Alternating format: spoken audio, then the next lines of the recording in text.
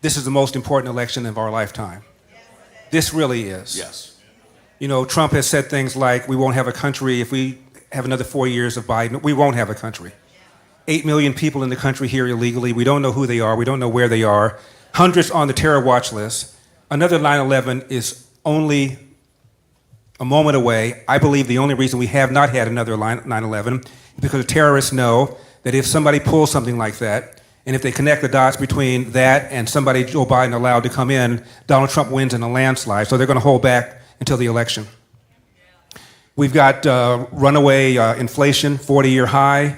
Gas prices are 50% higher than they were before Trump, after Biden got in. And then, of course, you have crime. You have this hostility against the police, this war on the police after the death of George Floyd. However you feel about the death of George Floyd, let me just say this. There is zero evidence that what the officer did had anything to do with George Floyd's race. Zero evidence. Wow. In fact, the lead prosecutor and Pastor Larry, the trial was on television. The lead prosecutor was a black man. And I'm a lawyer. I was a trial lawyer when I practiced. And the most important part of a trial is the opening statement. And in the opening statement, this black prosecutor took pains to say the police in general are not on trial. The Minneapolis PD is not on trial. This individual is on trial for what this individual did or didn't do to George Floyd. And he was never charged with a hate crime. Wow. Yet we had 4 months of protests in the streets, all because of an assumption false that what happened to George Floyd had to do with his race when there's zero evidence of it. I'll give you an idea of how corrupted the minds are of people because of this nonsense about systemic racism. There's a website called policemag.com. Right.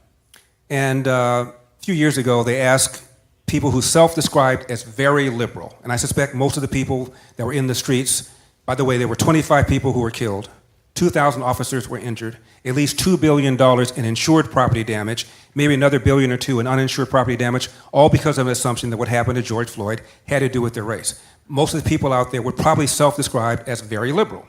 So they asked people who self-described as very liberal, in 2019, how many unarmed black men did the police kill? 50% of the self-described very liberal people thought the police killed 1,000. 8% thought they killed 10,000. What you ask, did the just regular liberal people think? 39% of them thought the police killed 1,000. 5% thought they killed 10,000. The answer, according to the Washington Post database, 12. Wow. 12. Wow. In fact, they killed more unarmed whites every year than they killed unarmed blacks. But this is what people thought. And that's how corrupted things are because of this war against the police, this lie that America remains systemically racist. So these are all the things that are on stake on November the 5th. And it's not just November the 5th now. Remember, depending upon the state you live in, it could be voting month. And one of the reasons we've gotten killed tactically is that we don't like anything other than same-day voting. I believe you should show up, paper ballot, ID, obviously. Yeah. Yeah. But that's not the way it is in a lot of states. We have to play by the cards that we're dealt. And so we need to get into the game of early voting as well, and I think Donald Trump recognizes that. Yeah. So that's what's at stake. Yeah. You know, a couple weeks ago, I was at the Capitol, and after I spoke, I had dinner with Senator Ted Cruz.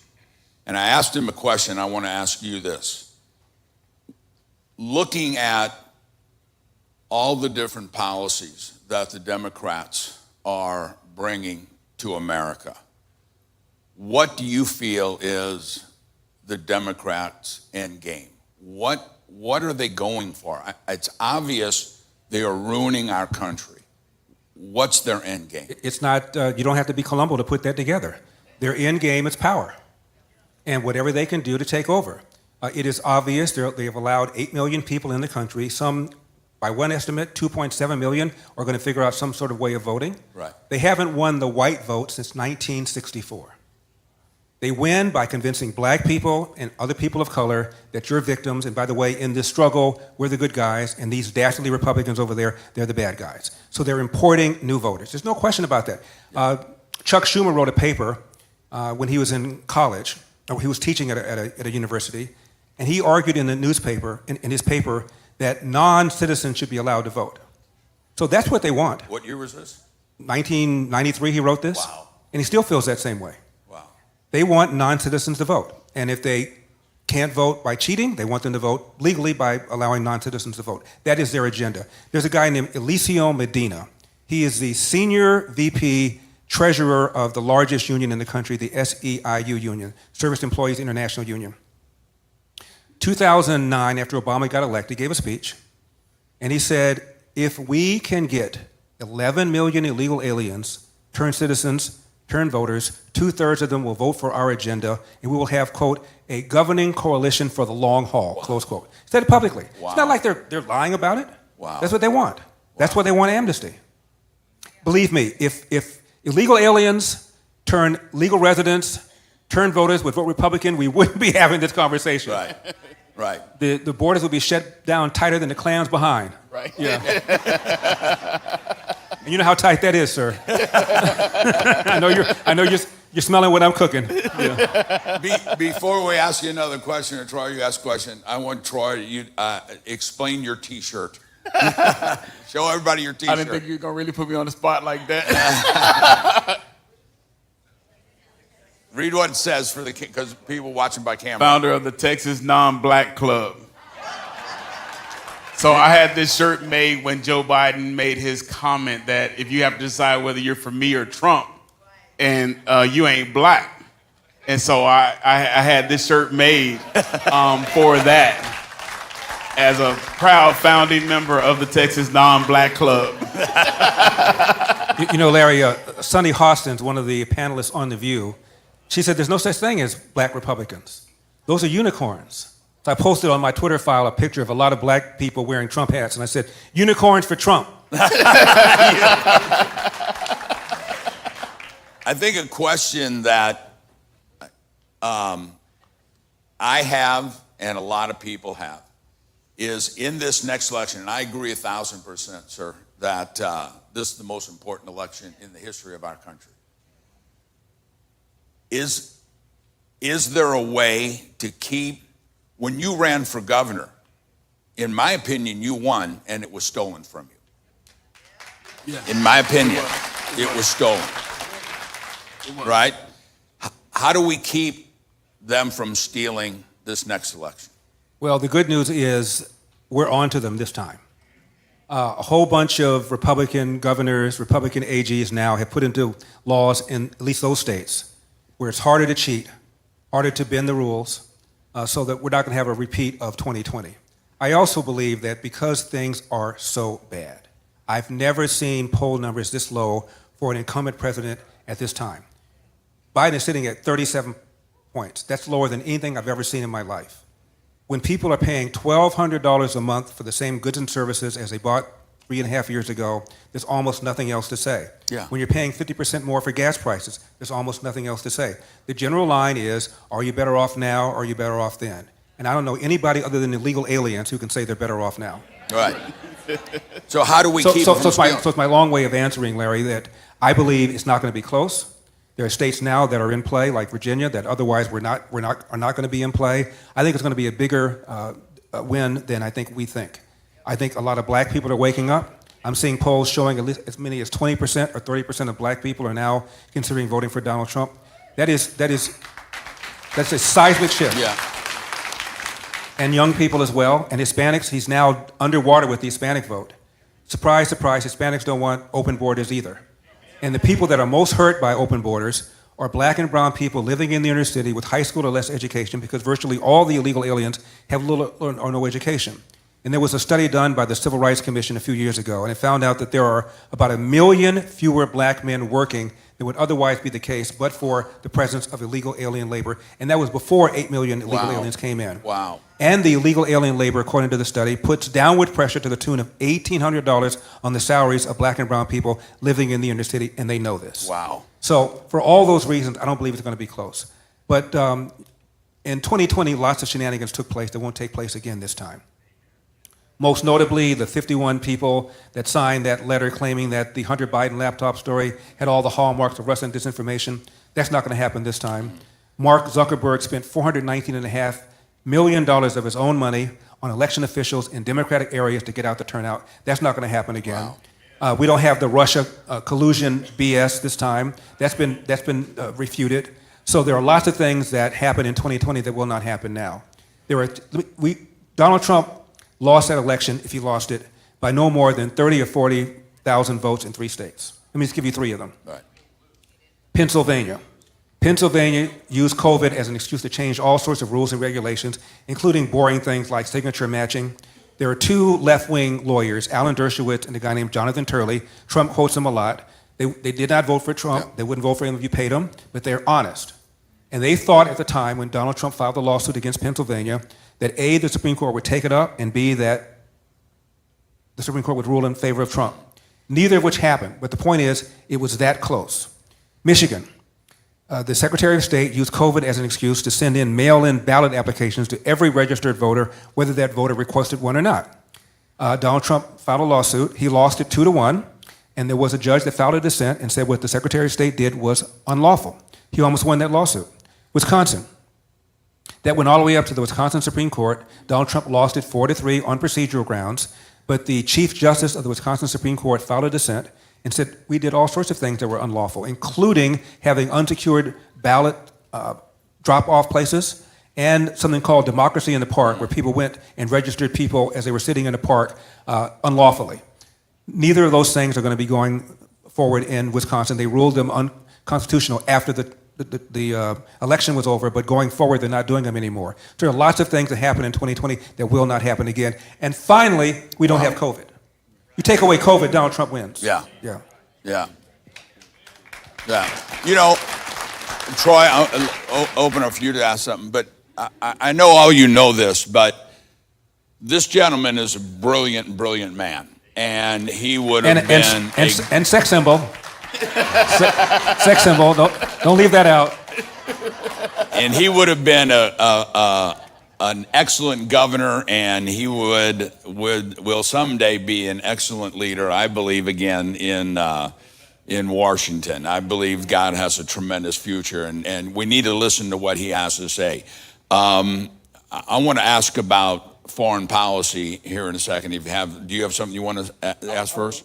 Okay, I'm going to be, I leave Friday for Israel. I'm going to be with Prime Minister Netanyahu. I'm going to be with 150 Jewish financial political leaders from around the world. And just today, I believe it was, that Prime Minister Netanyahu made a statement about America not giving the arms to Israel to fight.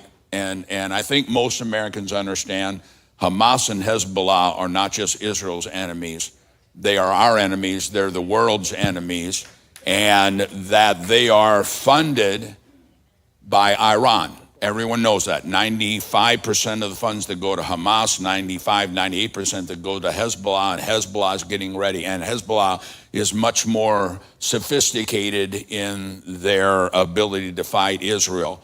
And now America has canceled their meeting with Netanyahu. They said they're not going to meet with him.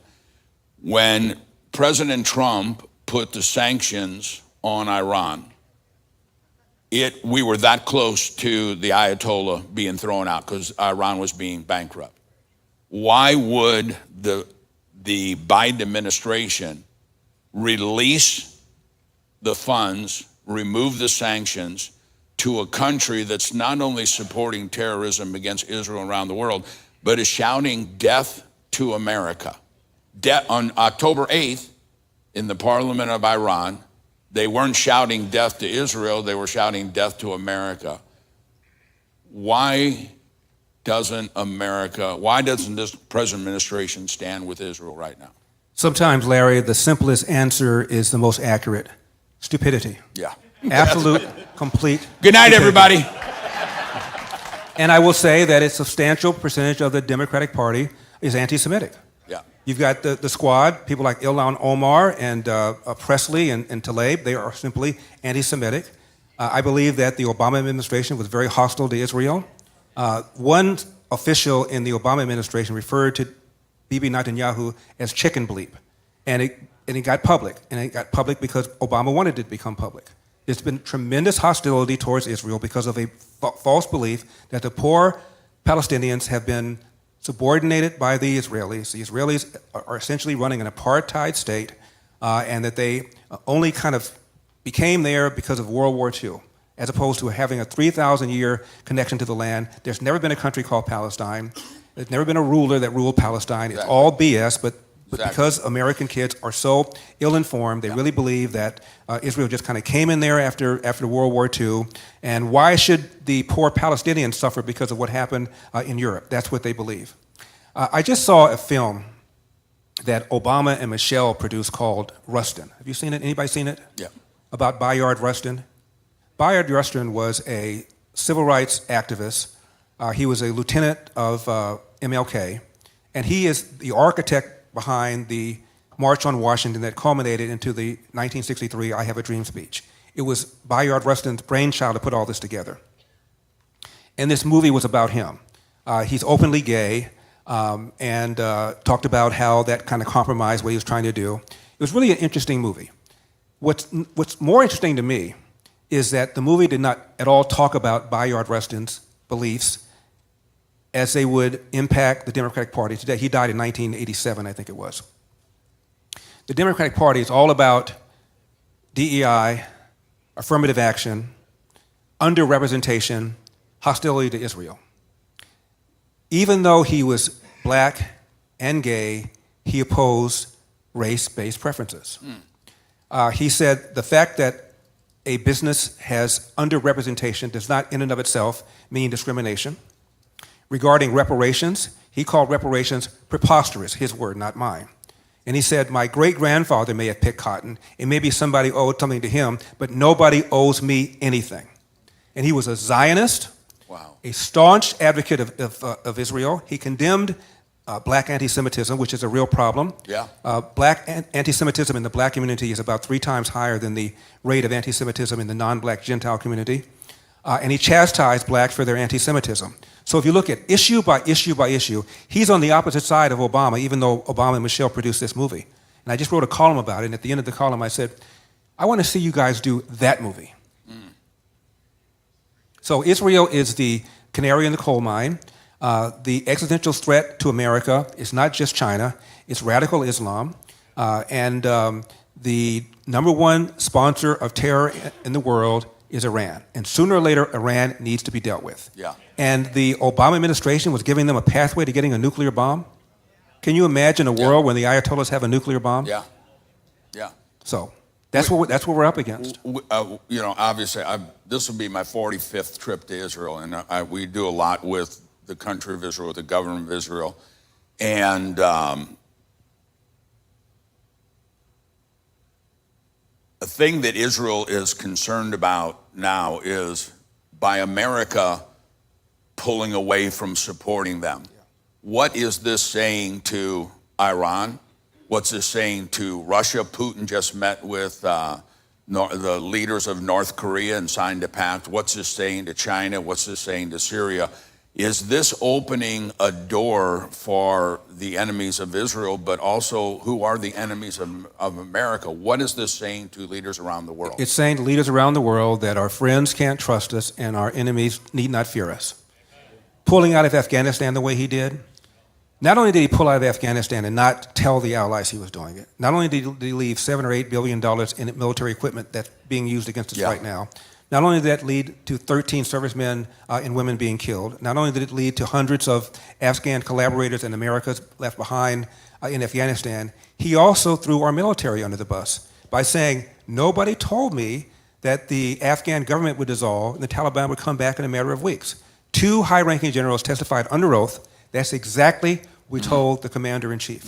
Now, if you're a friend or an enemy of America and you're watching the president say that the military never told him this would happen, either our military is incompetent or the president is lying. Either way, it doesn't really give you a great deal of confidence if you're a friend, and it gives you a great deal of courage if you're an enemy. This man has, I can't think of a single thing he's done that I approve of. He's undermined the country in every which way he could.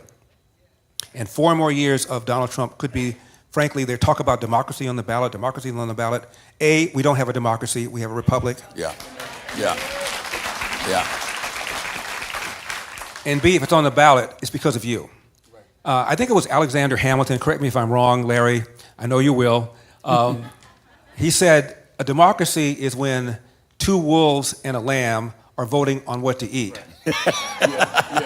A Republican is when the lamb can contest the vote. Yeah. Right. Yeah. Yeah. Troy, you guys?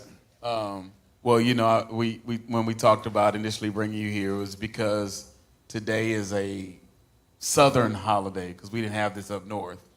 19th of June, but it's called Juneteenth. Thank you, Eric. Eric reminded me of that. And it is now considered a national holiday. And I can't figure out why in the world it's a national holiday when it had to do with just a handful. Maybe you ought to explain what Juneteenth is. And actually, I'm going to have him dig into all of that. Can you just lay out the whole Juneteenth and why it's a national holiday? And because I don't appreciate any of that. But Yeah, I feel about Juneteenth the way I feel about Black History Month. come on. Not much. Look, Juneteenth is all about the Emancipation Proclamation that was issued by Lincoln. And here in Texas, a general read the Emancipation Proclamation and then freed the slaves in Texas. So it all originated out here in Texas. And by the way, the first president to suggest that it should be a federal holiday was Donald Trump. Biden signed it, but Donald Trump proposed it. And that's what it's all about. My question is this. It's been a national holiday now for 4 years, since 2021. Are black people better off now that we have a Juneteenth? Come on. No. Yeah. I think they're waiting on their reparations. By the way, reparations is the extraction of money from people who were never slave owners to be given to people who were never slaves. I'm in California. It wasn't even a slave state. And we have a reparation panel that's been set up by the governor. You know, the biggest problem facing the black community is not a need for a Black History Month or a need for a Juneteenth. Black people, by the way, have higher self-esteem based on self-esteem tests than white people do, and much higher than Asian Americans do. Black girls feel better about their bodies than white girls do, even though black girls are more likely to be obese than white girls are. So down the line, black boys, black girls, black teens feel more confident about themselves than white people do. So if the idea is to give blacks greater self-esteem, mission accomplished. The real problem facing the black community, by far, is the large number of children who enter the world without a father in the home married to the mother. Come on. That's right. Nothing else is even close. I know that's ideal. I know people get divorced. I'm just saying the ideal is a father in the home married to the mother. Back in 1965, 25% of black kids entered the world without a father in the home married to the mother. Now that number is 70%. Wait. When was it 25%? 1965. And it's how much now? 70% now. Yeah. And I'll talk about why in just a second. Now 25% of white kids enter the world without a father in the home married to the mother, which was 8% back in 65. What happened in 1965? Lyndon Johnson launched a so-called war on poverty. And I believe, although a lot of people would disagree with me, I believe he did it with the best of intentions. Since then, we've spent over $22 trillion on poverty programs. What we have done is to incentivize women to marry the government and incentivize men to abandon their financial and moral responsibility. It is the #1 social problem in America by far. Yeah, amen. And the numbers are clear. Even Barack Obama once cited them. If you're raised without a father, you're 5 times more likely to be poor and commit crime, 9 times more likely to drop out of school, and 20 times more likely to end up in jail. Wow. And Obama's first book was called Dreams from My Father, all about what? Not having a father in his life, and about the pain that he felt. You know, you think about some of the most prominent so-called black leaders in America. Louis Farrakhan. Louis Farrakhan's mother was estranged from her husband, had a boyfriend, took back up with the husband briefly, got pregnant with Louis, and tried to abort him with a coat hanger. Al Sharpton. Al Sharpton had a nice middle-class life. Father ran away with another woman. Down to the hood he went. I mentioned Barack Obama. Jesse Jackson. Jesse Jackson was raised in South Carolina, and in those days it was rare for a black kid, particularly in the South, to be raised without a mother and a father in the home. Jackson's mother was a teenage mother who was impregnated by the married man who lived next door. And when Jackson grew up, he was taunted. Jesse ain't got no daddy, Jesse ain't got no daddy. So Obama, Jackson, Farrakhan, and Obama, thank you, all grew up without fathers. Yet, what do they talk about? Racism, racism, racism. When they know from their own experience What troubled them the most, what hurt them the most, was not having a father in the home. They ought to be talking about it, but they're not. Yeah. And if you talk about it and you're black, you'll be called, as I was called by the LA Times, the black face of white supremacy. Don't laugh, sir. I worked hard for that title. And if you're white, they'll call you either racist, or they will accuse you of not appreciating the hard job that a lot of single black women have done raising boys and girls on their own. But it is the number one problem facing America, and the fact that we're not talking about it is a real problem. There's a columnist named Nicholas Kristof. He writes for the New York Times, which I read, so you don't have to. He's a long-time left-wing columnist, and after I began talking about this is about 6 months ago, he wrote a long column and chastised, quote, fellow liberals for ignoring this problem, and said we need to address this problem. By the way, he wrote a column a few days ago where he talked about what's happened to LA, New York, Chicago, and he said, what have we liberals done to these cities? So even people like that are beginning to realize that these left-wing policies have consequences, and they are wholly bad. Wow. You know, it's interesting that you bring that up because a good friend of ours, the family used to go to this church, and then he became the president and CEO of Lowe's Home Improvement, Marvin Ellison. And an article just came out. Marvin's the guy, I don't know if Troy told you, my wife been battling cancer. They said, go home and die. Marvin called me and said, I got a friend in LA and saved her life. She's alive today because of that. An article just came out today that on Marvin, here's an African-American man. He raised his family were sharecroppers. He started his first job at $4.25 an hour. And today he is one of the most successful men in America, Fortune 500 leader, head of a brilliant man. And I've asked him, I said, how did you go from dirt floors, no running water, daddy was a sharecropper, and to one of the most successful businessmen in the world, in America? And he says, well, number one is the Lord. Number two, his mom and dad raised them and his sisters as a family. I know the whole family. And that is such a testament of the need of the family structure. Why, and I know the answer, but I want you to give us your opinion. Why is the Democratic Party, why is the devil fighting so hard of the family structure?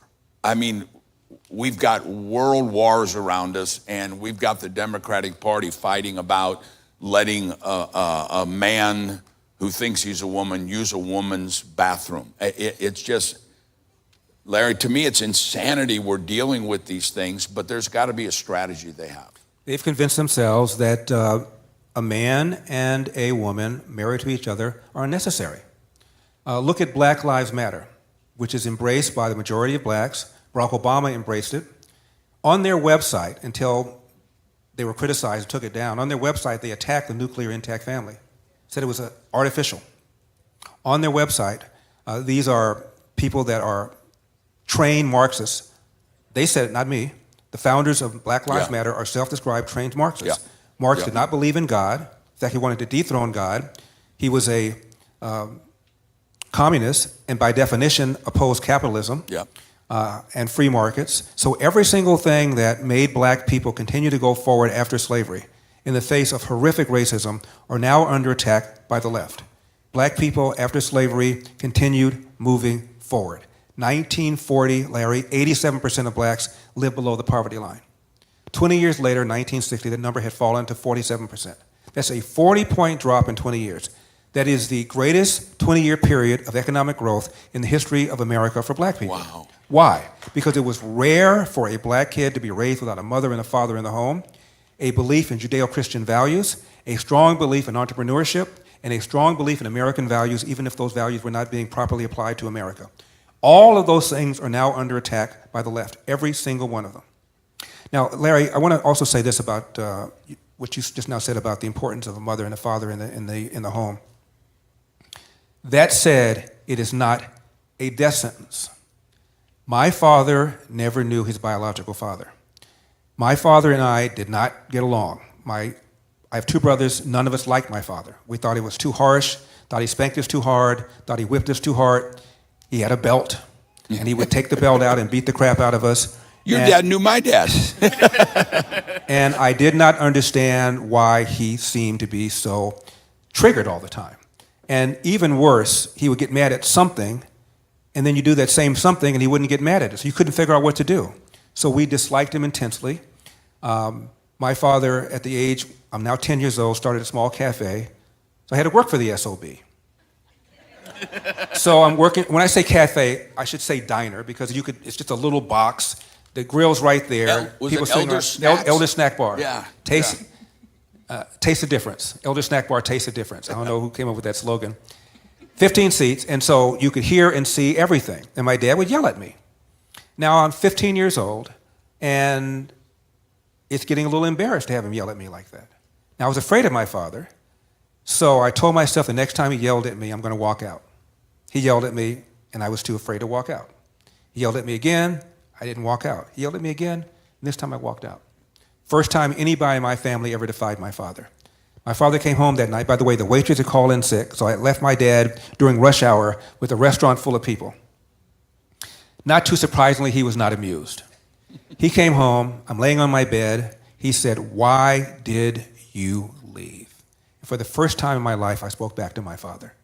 And I said, "Dad, I'm sick and tired of the way you speak to me, and I'm not putting up with it anymore." My dad paid me $10 a day plus tips.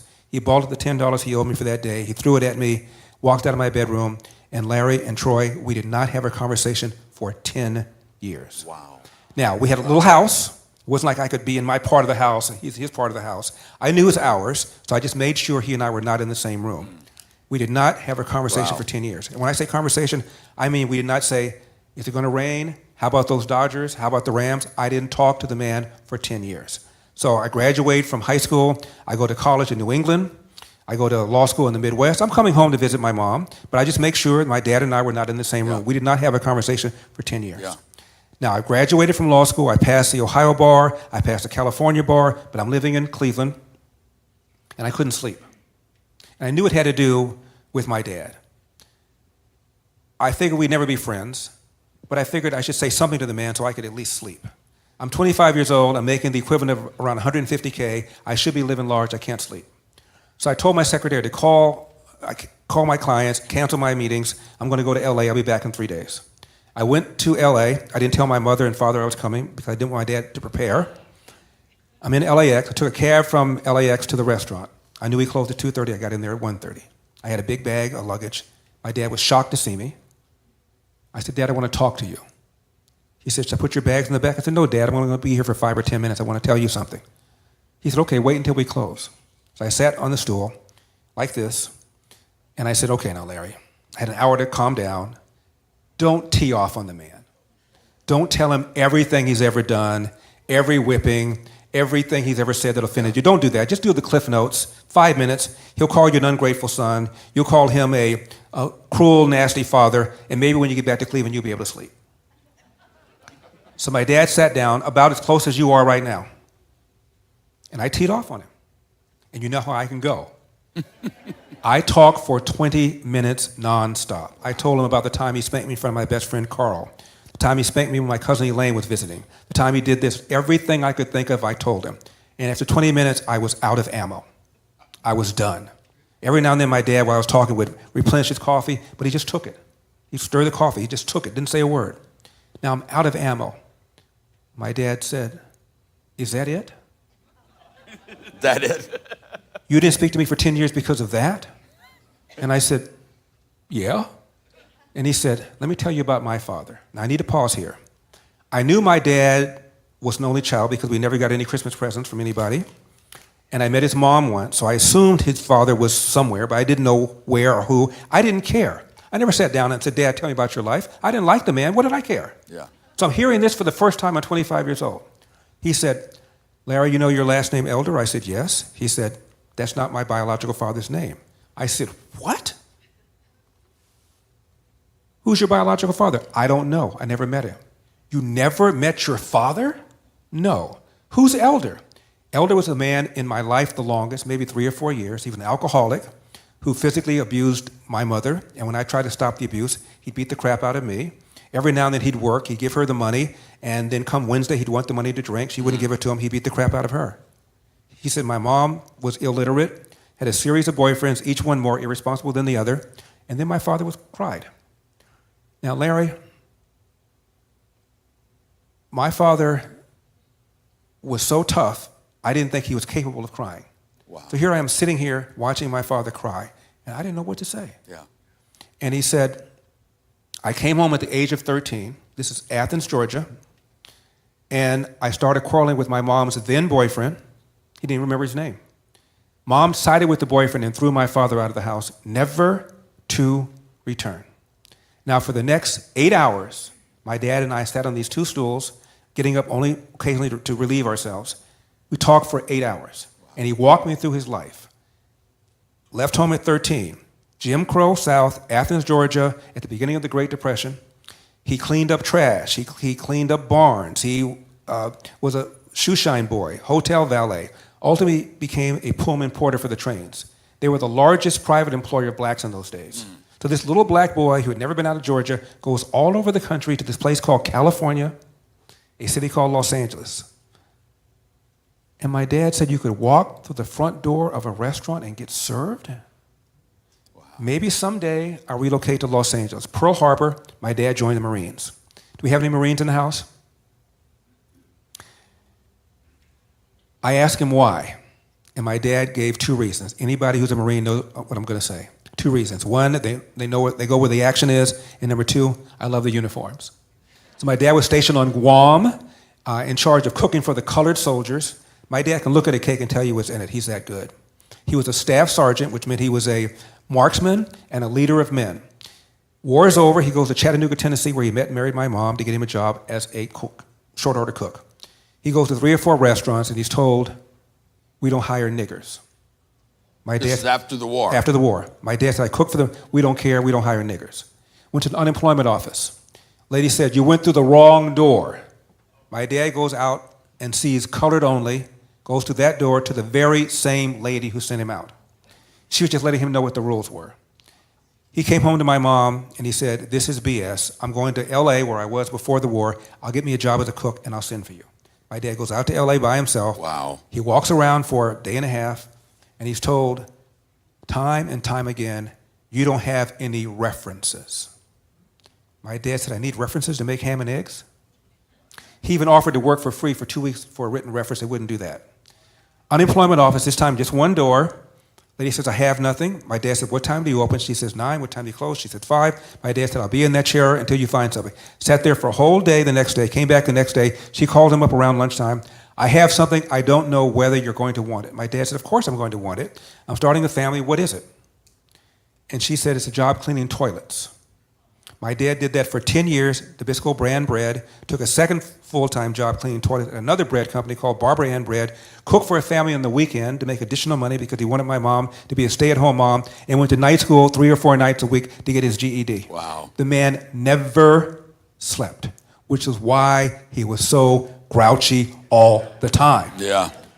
If I don't get 5 hours, you don't want to be near me. This guy would get 45 minutes, an hour here, 40 minutes here, an hour here, 40 minutes here, not day after day, not week after week, not month after month, but year after year. You do that, you walk into a house with 3 rambunctious boys as we were, what kind of mood are you going to be in?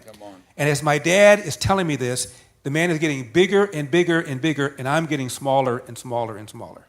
And my dad said, and then, when I was married before, I said, whoa. You were married before Mom? He said, yes. I thought he was going to say 6 months, 9 months. I said, how long? He said, 7 years. Wait, my mom and my dad were married 56 years. You were married to somebody else for 7 years? Yes. What happened? She cheated on me. She couldn't have kids. And then the other time I was married, got married at 18. The woman, teenager, her parents found out my dad was an 8th grade dropout, marched her down to the courthouse, annulled the marriage. So, Dad, first marriage is annulled. Second marriage, woman cheats on you. Why in the world do you get married again? He said, Larry, because I wanted you. Wow. Wow. Now, I'm crying. And so, after 8 hours, Oh, my God. I'm crying, and I said, Dad, please, sir, you're tearing up? There's no crying in baseball. And you're making me cry. And I said, Dad, please forgive me. Please forgive me. And my dad said, there's nothing to forgive, you just didn't know. Just follow the advice I've always given you and your brothers. Hard work wins. Come on. You get out of life what you put into it. That's right. That's right. Larry, you cannot control the outcome, but you are 100% in control of the effort. Wow. And before you moan or groan about what someone did to you or said to you, go to the nearest mirror, look at it, and ask yourself, what could I have done to change the outcome? And finally, he said this, no matter how hard you work, how good you are, sooner or later, bad things are going to happen to you. How you deal with those bad things will tell your mother and me if we raised a man. My dad and I were the best of friends for the next 35 years. By the way, I wrote a book about this 8-hour conversation called Dear Father, Dear Son, 2 Lives, 8 Hours. The paperback is called A Lot Like Me. It's on Amazon. It's by far the most meaningful thing I've ever written. If you look at the reviews, there's over 500 reviews. People say it changed my life. It made me reach out to my father. It made me a better father, made me a better parent. It's by far the most important thing I've ever written. Wow. Give us the name again. Dear Father, Dear Son, 2 Lives, 8 Hours is a hardback, which is more expensive. The paperback is cheaper. It's called A Lot Like Me. Same book, different title. You know, when you were saying this, I actually was thinking, you ought to write a book on this. And that's an amazing story and an amazing life lesson for us to learn. To turn it a little bit, give us your opinion on, a few years back, I had a privilege of speaking at the UN, and I saw a display of the history of Islam, and it showed the end, Islam ruling the world. This was in the UN. There was no other displays, just, it was like 50 feet long. Here's where Islam started. Their goal is to rule the world. Give us your opinion. Should we, as the United States of America, be a part of the UN? What's the end game of the UN? Because it seems like a disaster to me. I'm completely indifferent. I don't see why we need one. I guess it's okay to be somewhere where you can talk, but it's just a big bureaucracy. Nothing gets done. I think it's pretty pointless. We're the biggest contributor, and they vote against us overwhelmingly. Yeah. You know, I once asked a scholar of Islam, is Islam compatible with a republic like America? You know what he said? I'm not sure. And this is a scholar. The end game of Islam is world conquest. They will tell you that. Yeah. If you look at the Quran, you have 3 choices. You can convert, you can pay a tax as a second-class citizen, or you can be killed. Pick one. Yeah. There's no other religion like that. Winston Churchill wrote negatively about Islam and said it was a malevolent force. And the good news is, of the 1.5 or so Muslims in the world, only a certain percentage of them are interested in jihad, violent jihad. But just take 10% of 1.5 million, that's a boatload of people. It's a lot. This is quite dangerous. And Yeah. Islam has changed the face of Europe. It's changed the face of France. It's changing Sweden. It's changing Europe. Yeah. I think parts of Europe are done for. And I think that the idea that we're importing a whole bunch of people from the Middle East who don't support our values, who are not truly people that believe in a Judeo-Christian based republic, is a huge, huge problem. And that we're doing it without even thinking it through, to me, is very scary. We, a couple months ago, we did from Auschwitz to Birkenau. It's called the March of the Living. And I was asked by the chief rabbi of Israel to walk with him, a Christian and a Jew walking together. And something that was just so wonderfully shocking is when we got to Birkenau, where the gas chambers were, where the ovens were, I was introduced to about 50 young Muslim Palestinian youth that were there standing up for Israel. Like I said, I've been to Israel. This will be my 45th time I have many Christian friends, Jewish friends, Muslim friends there that get along. But like you said, there's a lot of Islam that is calling for jihad. We saw this happening in our universities since October 7th, where students have been trained by professors coming in from other countries, teaching not only to hate Jews, but to hate America. How do we handle what's happening to our young people in our universities? Again, a lot of this is just flat out ignorance. We just have to tell the truth. You mentioned how many times you've been to Israel. I had my 21st birthday in Jerusalem, in the Eternal City. And at the time I had this massive afro. You want to have a good time, pull out your phone and type in Larry Elder afro and hit image. And you'll get either me or him. I had some serious kink. So I'm walking through the old city, Larry, and these Palestinian kids are just fascinated by me. This is 1973. And I'm walking, I turn around, like 5 little kids are following me. So I walk a little further, I turn around, there's 10 of them. I walk a little further, about 25 Palestinian kids are following me. So I stopped, and they surrounded me, and I had a press conference. One of them could speak English pretty well. They asked me 3 things. The first one was, do you know Muhammad Ali? You know Muhammad Ali. I said, personally? They said, yes. I said, no. And about 5 of them walked away. And then they asked me, did I know Angela Davis, the communist? And I said, personally? They said, yes. I said, no. Another 10 walked away. And finally they asked me this, do you know karate, the martial art? And I said, no. Because if you walk around the old city, there are all these posters of American movies about martial arts there. And the rest of them walked away. Now, I tell that story, and most of the time, people would laugh. It was funny before 9/11. Yeah. Now it's not. Yeah. Because now I realize why they asked me these questions. They didn't know about Martin Luther King, George Washington, Thomas Jefferson, the Constitution. What they knew about was Muhammad Ali because he said F you to Christianity and became a Muslim. Angela Davis because basically she attacked, tried to stage essentially an insurrection against America. She was a communist.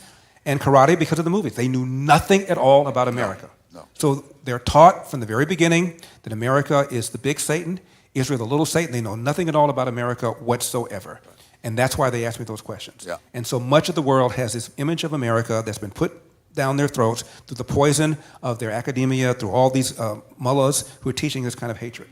You know, again, the Jews are referred to in the Quran as monkeys and pigs, there's no question that Hamas, on its charter, called for not just the destruction of Israel, but the destruction of Jews anywhere and everywhere.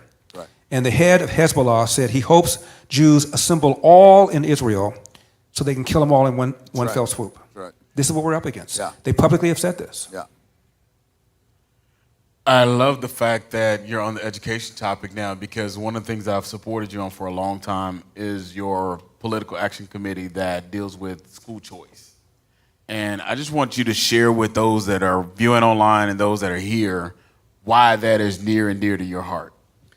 Well, school choice is not a panacea, but it means the money follows the child rather than the other way around.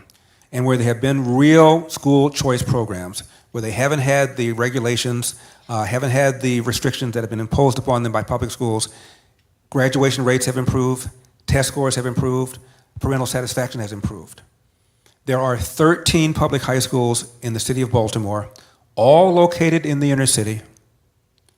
0% of the kids can do math at grade level. And in Baltimore, the county superintendent of schools is black, the city superintendent of schools is black, the mayor is black, so you can't blame this on the white man or Republicans. Chicago, there were 52 government schools, that's my preferred term, I prefer to call them government schools than public schools. 52 government schools where 0% of the kids can do math at grade level. Nationwide, 85% of black 8th graders, these are 13-year-old kids, can neither read nor do math at grade level. Half can't do basic reading, which means a substantial percentage of black 13-year-olds in America are functionally illiterate. Wow. Meanwhile, the Democratic Party opposes vigorously school choice because the teachers union opposes them because it threatens their jobs. Meanwhile, the elites, whether Barack Obama or Kamala Harris or Joe Biden or Gavin Newsom, have their own kids in private school. There's a very interesting story in Obama's first book, which, by the way, was really a quite good book called Dreams from My Father. There's some argument he didn't write it. Bill Ayers, who was a terrorist, who is now an educator, there's a lot of speculation that he's in fact the one who wrote it. But it's a very well-written book and a very interesting book. Obama was offered a book deal when he became the first person to be on the Harvard Law Review, first black person to be on the Harvard Law Review.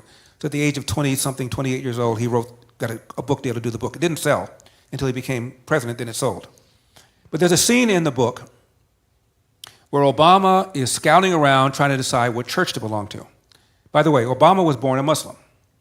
And according to the Islamic religion, once a Muslim, always a Muslim. Right. I'd be interested in knowing, when did he convert to Christianity? Where's that documentary? But I digress. So he's in Chicago trying to figure out what church to join. He decided to interview with Reverend Jeremiah Wright because it was the most well-connected church. He arrives there early, and he starts talking with a church worker, and she's a single mom, black woman, and she told Obama that her son wanted to be in the marching band, and her son's urban high school had no marching band. She scouted around and found a suburban high school, predominantly white, that had not only a marching band, but would give him a free uniform. So she's thinking about moving to the suburbs, and Reverend Wright was trying to talk her out of it. She told this to Obama. Keep in mind, she's telling this to a biracial kid whose mother was living in Indonesia, sent him back to live with his white grandparents so he could go to Punahou, the finest prep school in Hawaii. So his mother did for him what this mother's trying to do for her son. Right. So Jeremiah Wright comes, Obama meets him, and raises this issue. And Reverend Wright said, that's right, if that boy moved to the suburbs, he would not know who he is. And instead of Obama saying, are you smoking something? My mother did this for me. This one wants to do that for her son, and you're telling him that it's more important for him to be around black people so he knows he's black than to get a better education? I'm not joining the church. What did Obama do? Join the church. That tells you virtually everything you need to know about Barack Obama. Wow. That's deep. That is. I bring the depth. Yes, you do. Yes. Always. That's why you're the sage from South Central. There you go. The Prince of Pico Union, the czar of common sense. There you go. Don Lorenzo. You know, you talked about the Democrats always throwing out this is racist and that's racist. You know, there's some things that I believe are racist in America. And I believe you would agree with the things that I believe that are racist in America. And the number one thing I believe is racist, and the only thing that I deem to be a system of racism, is the Democratic Party. That's number one. The number two, and I want you to kind of give me some feedback. I'm going to run through my top three, and then just kind of fill me out and tell me where you stand on these things. My number two would be that abortion is racist. That was my next question. That's my number two. Because if you notice, they put all the abortion clinics in the minority areas, whether it's Latinos and even what I've noticed is even if you go into a white community where there are trailer parks and they're impoverished, they even have, they put 2 or 3 abortion clinics there for them because they consider them the weeds of society. Number 3, what I consider to be racist is the public or government education system. So what are your views on those racists? Check. The Democratic Party, let's just look at the history. It is a party of slavery, the party of the Confederacy, Wow. the party of Jim Crow. Democrats founded the KKK. The KKK used to be referred to as the terror. Wait. Say that again. Democrats founded the KKK. Yes, they I didn't did. say the Democratic Party, but the people that founded the KKK were Democrats. Yes. Really? And the Yes. Democrat and the KKK used to be known as the terror wing of the Democrat Party. No question about it. Robert Byrd was a Kegel in the KKK. A Kegel is a recruiter. He was a senior executive with the KKK. So the party of slavery, of Jim Crow, of the Confederacy, the party that founded the KKK, the party of destroying the nuclear intact family with the welfare state, and the party that is governing our K through 12 urban American school. Wow. What else have you done for me lately? And regarding abortion, what you said about abortion, well, Planned Parenthood, the founder of what became Planned Parenthood was Margaret Sanger. Margaret Sanger was a eugenist who believed that certain people just shouldn't live. And she gave a speech before the Women's Auxiliary of the KKK. Who does that? And Wait. Margaret Sanger You gave got to educate this white boy a little bit more here. Margaret Sanger gave a speech before the Women's Auxiliary of the KKK. You know what I'm talking about. There's a picture of her giving the speech. Wow. So, Wow. I have that picture. yeah, she sure did. Wow. And about a picture third at of a gun abortions show. are performed on black females. I bought that picture at a gun show when I bought my KKK robe. I thought it was so cool to be a black guy owning a Klan robe. And so I found one at a gun show and I had to have it. Listen, I let you wear that shirt to church, but don't wear the robe. Don't wear the robe. Because there's some Jews around here, we'd get nervous too. When I was running for governor, you guys passed the fetal heart bill. And so, of course, I was asked about abortion because we're talking about a blue state, California. And I said, I'm pro-life. And they talk about, well, you believe in exceptions for rape and for incest. I said, no, I don't. I said, an innocent life is an innocent life, no matter how conceived. Obviously, abortion for the life of the mother, Catholic Church believes that. And I said, let me ask you something. Ask Gavin Newsom, at what point does he believe a pregnancy has gone so far that to terminate the unborn child would be homicide? Nobody ever asked him. Whenever that question is put to a Democrat, they dance around it. Kamala Harris was on CBS, and Margaret Brenner, their anchor, asked her, at what point do you think an abortion has gone so far as to constitute murder? And she said, well, I believe that we ought to reinstitute the protections of Roe v. Wade. That's not what I asked you. Asked the question again. She answered it the same way. Asked again, answered it the same way. The only person that definitively answered it was RFK Jr. And he said, not my call. And the interviewer was Sage Steele. She said, including full term? He said, yes, full term. At least he was honest. He got hammered and then started backing away from it. And whenever I've seen people say this business about it's up to a woman and her doctor, then you believe that Dr. Kermit Gosnell should be set free. And they go, who's Kermit Gosnell? You know who he is, the Philadelphia abortion doctor who performed late-term abortions. One time he even said, I aborted somebody who was so old he could have walked to the bus stop. He is behind bars as we speak. Wow. So the logical extension of what you just now said is up to a woman and her doctor, because all these women gave consent, is that this man has been persecuted and should be set free. You want to go that far? They don't want to go that far. So the answer is they do want limits. They just don't want to say what they are because they're afraid they're going to lose support. So they call us extremists. They're the extremists. Come on. Yeah. That's it. Amen. That's awesome. So with all that's happening in America, there's a lot of talk about, and I'm a part of this organization. It's constitutional. It's called an Article 5 Convention of States. Where do you stand on an Article 5 Convention of States, especially because we're talking about having term limits. We're talking about reining in executive powers. We're talking about having basically fiscal responsibility, not just tax and spend, but actually having a plan and just not spending more money than we make like we have to do in our households. We don't get the opportunity to spend more money than we make. Right. So where do you stand on that and why? I support it. I think about 19 states have now signed on to it. Is that what it is? And it takes around 36 states, I think, in order to have a convention. 34 to have a convention, 38 to ratify. Okay. And the primary reason I want it is for fiscal restraint. When I was running for president, I argued that we need to have an amendment to the Constitution to fix spending to a certain percentage of the GDP, with possible exceptions for war and for natural disaster. Otherwise, both parties spend, government gets bigger and bigger. Why? Because much of the spending is on automatic pilot. Medicare, Social Security, Medicaid, and now Obamacare. And they need to be reformed, and dramatically. And the only way you're going to make politicians reform it is to force them to do so, because you cannot win elections by telling people you're going to take things away from them. You do that, you'll be accused of not caring about the sick, the poor, the elderly, and you will lose elections. The only way to do this is for politicians to say, well, I had to cut down this, I had to do this, I had to reform this, otherwise I would have been in violation of the law. The devil made me do it. That's the only way it's going to be able to happen. Let me tell you something about term limits, though.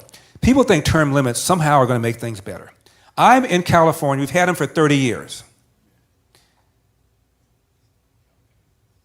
1 million people have left California in 3 years. Our schools are near the bottom. Highest income tax in the country.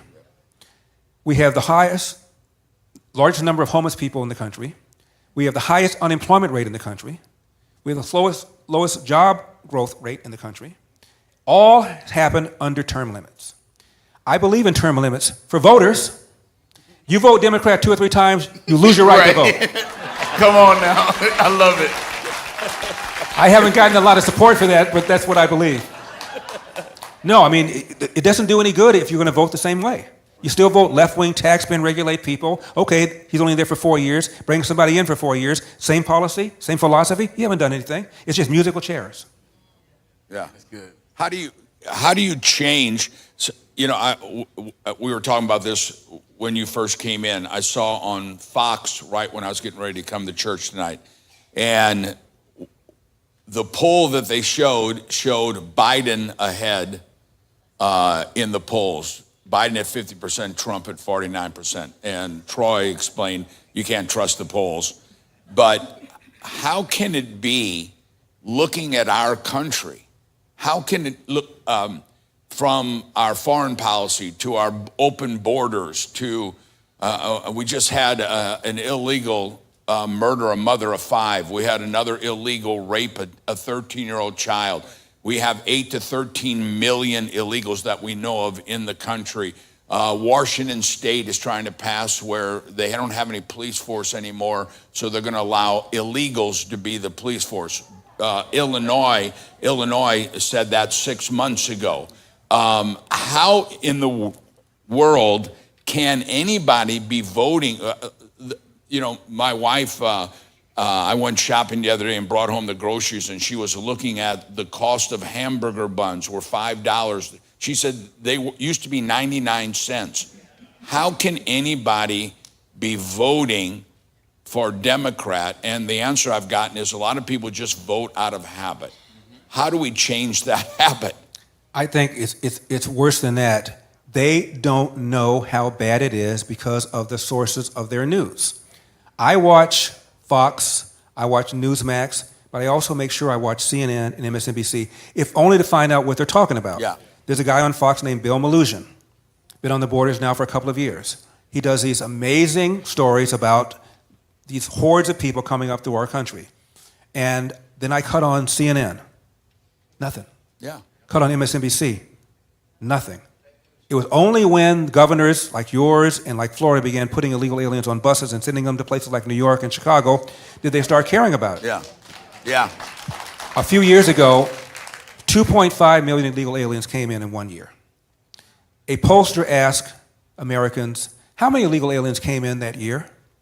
The average person said 250,000. They were off by a factor of 10. Now, there's no way you could watch Fox and not know the answer, but you can watch CNN, MSNBC, Google News, Yahoo News, TikTok, and be completely ignorant. One of my good friends is Thomas Sowell. He's a mentor of mine, the great economist. He's still with us, 95 years old, and probably the most studied aspect of economics is the minimum wage.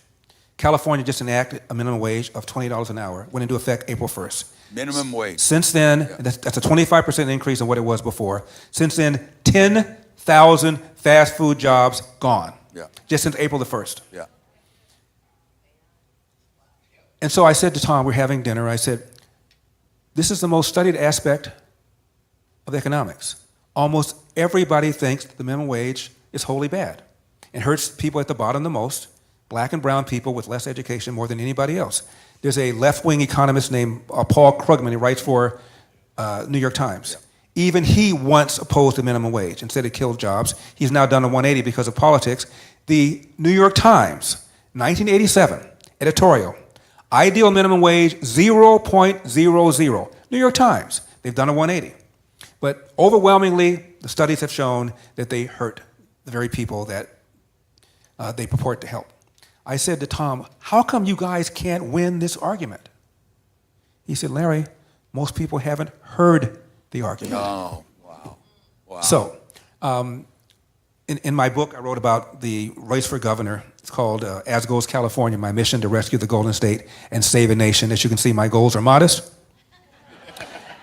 So race is over, and I went to a restaurant on the west side of LA, and my buddy's about 15 minutes late, so I'm sitting at a table by myself, and then ladies sitting next to me, I think they start feeling sorry for me, and we start talking.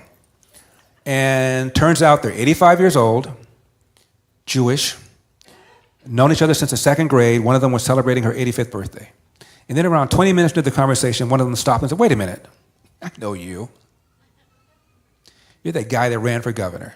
You're that Larry Elder. Guess who we voted for? I said, you didn't vote for me. She said, how do you know that? I said, well, let's see. We're in the west side of LA. You're both Jewish. It doesn't take Colombo to put that together. You didn't vote for me. And they said, you're right, we didn't. I said, let me ask you something.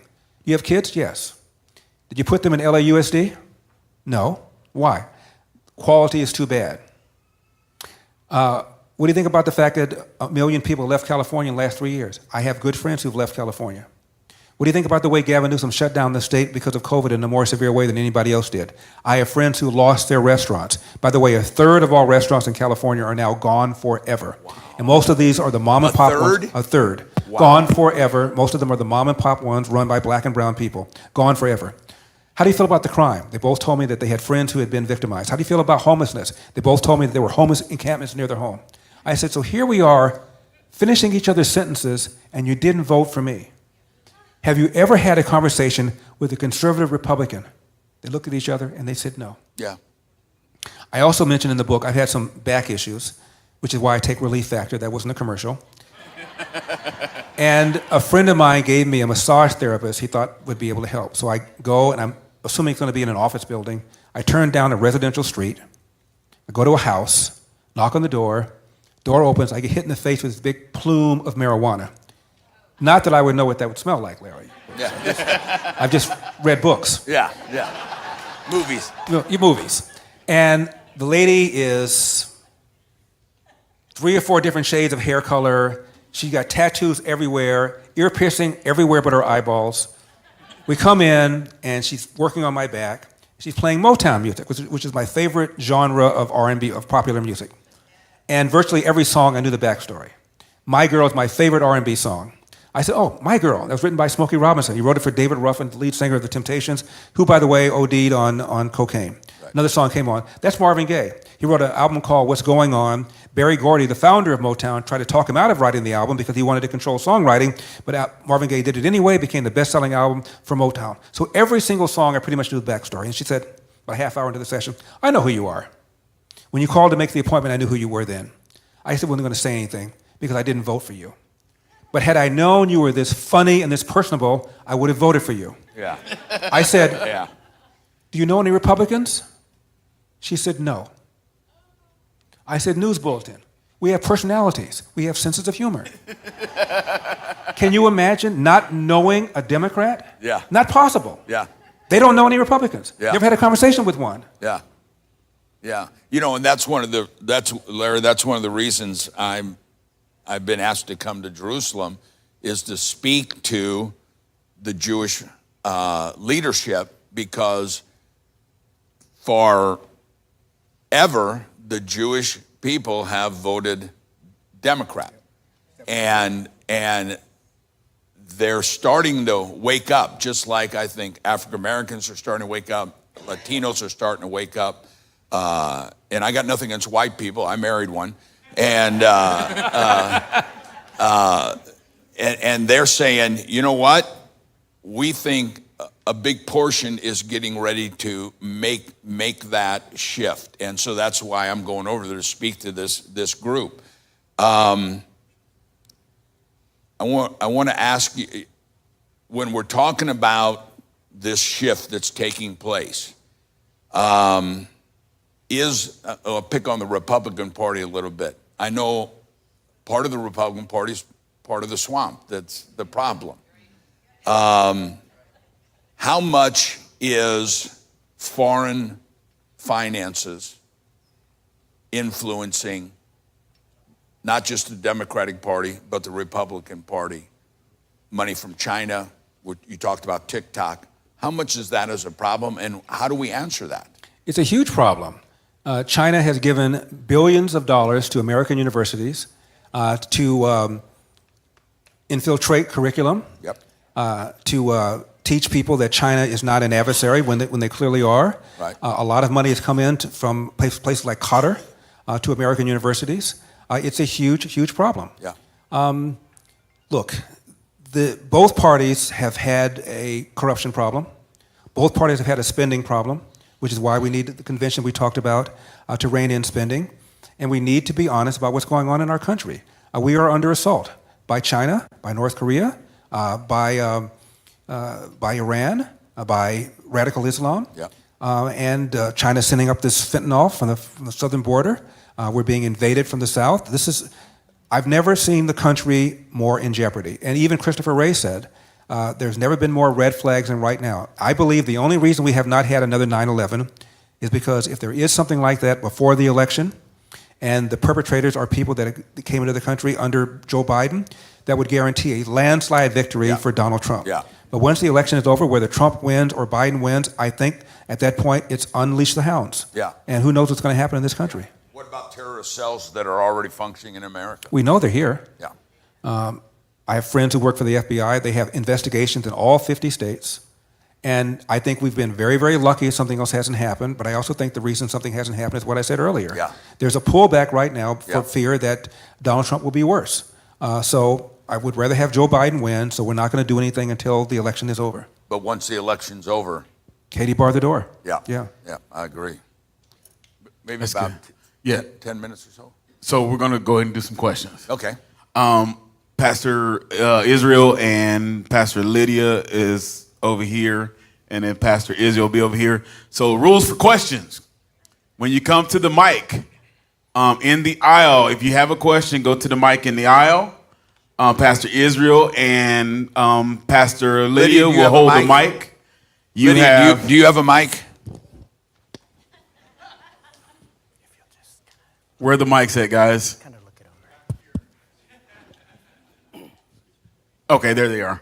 Okay. So all questions must be asked in the form of a question. If you have a comment, that email address on those signs, you need to email your comments to that email address on those signs at the back of the aisle, and then I'll get those to you. You have 1 minute to ask your question. If you can't ask your question in 1 minute, email it. Yeah, that's right. Because we don't have time for comments and lengthy conversation on this. So let's start with Pastor Israel. First question, and state your name, what city, and do you attend this church? Jeff Morgan, second-time visitor from Dallas, Texas. Larry actually donated to your campaign. I wanted you up on that stage. Thank you for what Thank you you've so done. much. Thank you. The question that I have for you is regarding the issue of fatherlessness. Dr. Ben Carson has come out recently against unilateral no-fault divorce. It's getting more and more traction. The Speaker of the House is against it. It's becoming a bigger issue. I think the issue of fatherlessness has to be tied with that as well. Church people need to be speaking against that because no-fault divorce is an anti-Christian doctrine, comes in from Bolshevik Russia and from Marxism and everything else. Do you have any comments on that and that relationship to the fatherless issue? Thank you. I think it's done a great deal of damage to the family, no-fault divorce. Repealing it, putting back the way it used to be, where you have to make an allegation against somebody in order to get a divorce, I'm not sure that's a whole lot better. I just think that this is a moral issue that we ought to abide by our commitments, and that infidelity is a sin, it is a moral sin, and the best thing a father can do for his children is to love their mother. Amen.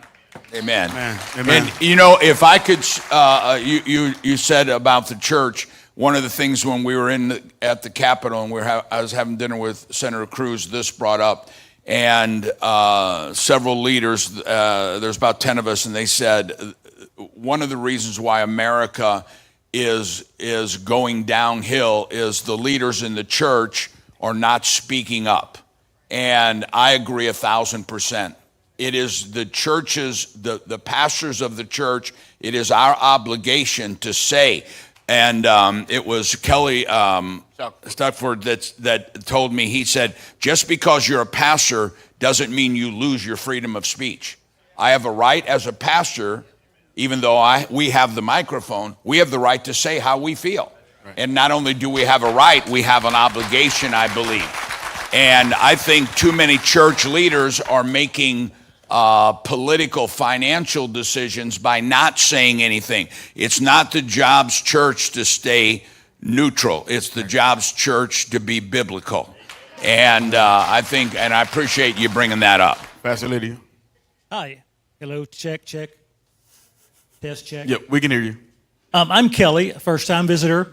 Larry, thank you for being here. I appreciate it. We all admire you and look up to you and appreciate all you do. Thanks for leading. Thanks, Kelly. I have a question about voter fraud that concerns me. You mentioned several things that you say are going to be controlled and limited and stopped come election time.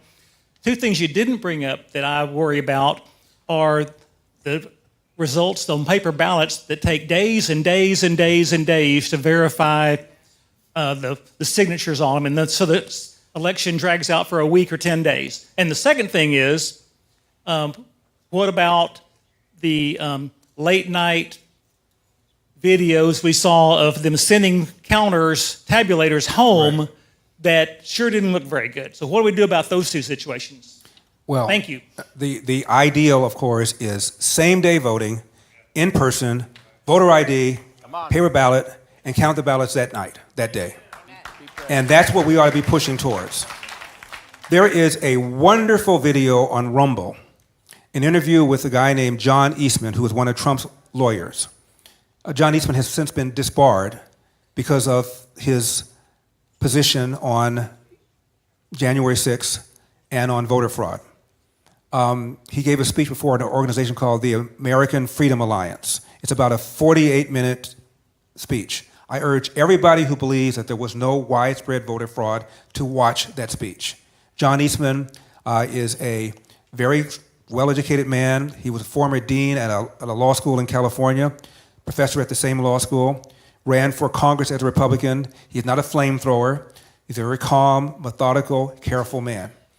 And when California moved to disbar him, they said, do you have any evidence of your contention of widespread voter fraud? He gave them 100,000 pages of evidence. Wow. And he still got disbarred. Wow. But if you listen to what he said about what happened in Wisconsin, what happened in Michigan, what happened, as you mentioned, the time where they had these voting ballots. Let me just mention Wisconsin. Generally speaking, around 10 to 15% of people living in nursing homes in Wisconsin vote. In the 2020 election, there were nursing homes where close to 100% voted, including people that were in what's called the memory wing. There is video, you can go on YouTube and see it yourself, where someone is sitting with his or her loved one, and the loved one has no idea where he or she is. And this loved one voted. And the senior citizen voted. And the loved one said, I have no idea why my uncle, why my father, or my grandfather voted, because he couldn't cast a ballot. 100% voting. Wow. And the Republicans hired the former Chief Justice of the Wisconsin Supreme Court to do an investigation, and he filed a report talking about all of these shenanigans. Wow. And Donald Trump lost Wisconsin by, I think it was 10,000 votes. Yeah. So there's no question, in my opinion, that the election was rigged, stolen, shenanigans, use your favorite word, but it was completely, totally unfair. You had we talked about this earlier, the collusion nonsense, Russia collusion nonsense, the money that Zuckerberg spent, the 51 former intelligence agencies signing this letter claiming that the laptop had all the hallmarks of Russian disinformation. How damaging was that? There was a poll that looked at six or seven swing states, and enough people in those states said, had they known about the Hunter Biden laptop story, they would not have voted for Biden, and Trump would have won. That alone, Trump would have won. Yeah. So. Yeah. And if I could throw something in there also that Troy we talk about all the time, is in August, 5 or 6 of his pastors met with President Trump, and he encouraged us, get the churches to be a voting place. Yep. And we've done that here, right? We're doing that here. And I think we have 300 and something churches so far signed up to allow their lobby to be a place of voting, so that we have the correct people standing there watching what's being voted. But friends of ours told us in D.C., they went to vote, pulled out their ID, and they said, no, we can't look at your ID. We can't look at your ID. And they said, well, how do you know I'm me? Well, we just trust you. Well, that means I can go down the road. And There's a video of a short little white guy going up to a precinct, and he said, my name is Eric Holder. And he was given Eric Holder's ballot. He didn't cast it, which would have been a crime, but he got the ballot. Are you kidding me? oh my gosh. Can I tell you another quick story, a little bit? This contempt people have for Donald Trump, much of it is based upon things he didn't say, didn't do. There was a poll in August of 2016, this is right before the election of 2016, and the number one reason that people gave who didn't like Trump for not liking him, number one reason, what do you think it was? He mocked a disabled reporter. Now, the reason I'm mentioning this is maybe a month or two ago, I'm my dentist's office on the 5th floor. I get in the elevator to go down to the 1st floor, I punch number 1, and the door opens. I walk out not paying attention, and I almost knocked over this little person. That's the term for them. It's a little person, no more than this tall. And my knee hit her right in the forehead. I said, I'm so sorry. And she said, no, sorry, you just didn't see me. I know who you are. You ran for governor. And I don't agree. And so we're going down to the 1st floor, and I got off and I said, can you tell me the number one thing you disagree with me on? She said, Trump. And I said, what about him? And she said, he's an a-hole, except she didn't say A. I said, what makes Donald Trump, give me the number one reason Donald Trump's an a-hole. And she said, he mocked a disabled reporter. I said, that's a lie. The reporter in question is named Serge Kovaleski. What happened is Donald Trump got elected, and he said on 9/11, there were Muslims that were cheering the fall of the towers. And for a day or two, nobody could find any corroboration. So Donald Trump produces a story by a reporter, I believe it was with the Washington Post, where he said on 9/11, there were people who observed people dancing on the roofs and cheering as the walls fell. So they go to the reporter, and the reporter retreated from the story. He said, well, I didn't see it. I'm reporting other people saw it. I didn't say there were hundreds. I don't know what the number was. So Donald Trump is having a rally. He's talking about it. And he goes, and the reporter goes, I don't remember. Okay. Serge Kovaleski has a disability. He has an atrophied arm that goes like this. He doesn't go like this. He speaks very calmly and a very articulate man. He doesn't go like, even he never said he mocked me. Other people said it. Wow. So now that's become the thing. Donald Trump mocked a disabled reporter. There's a website called Catholics for Trump with 3 or 4 videos where Trump goes like this, to mock himself, to mock an able-bodied general. Donald Trump is a stand-up comedian. He does that. He wasn't mocking his disability. He was mocking his retreat from the story. And she said, I didn't know that. Yeah. And she said, and also I'm Jewish, and I like Donald Trump's stance on Israel.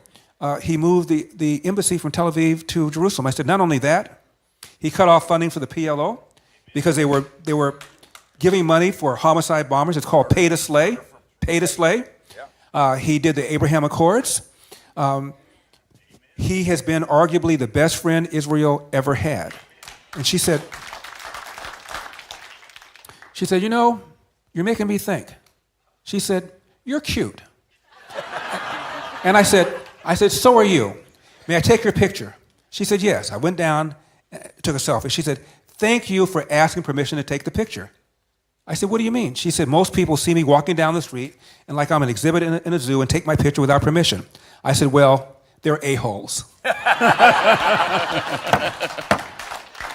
my God. Hang on just a second. I'm going to get back to these. Let me let the stream people go, and then we'll knock these questions out.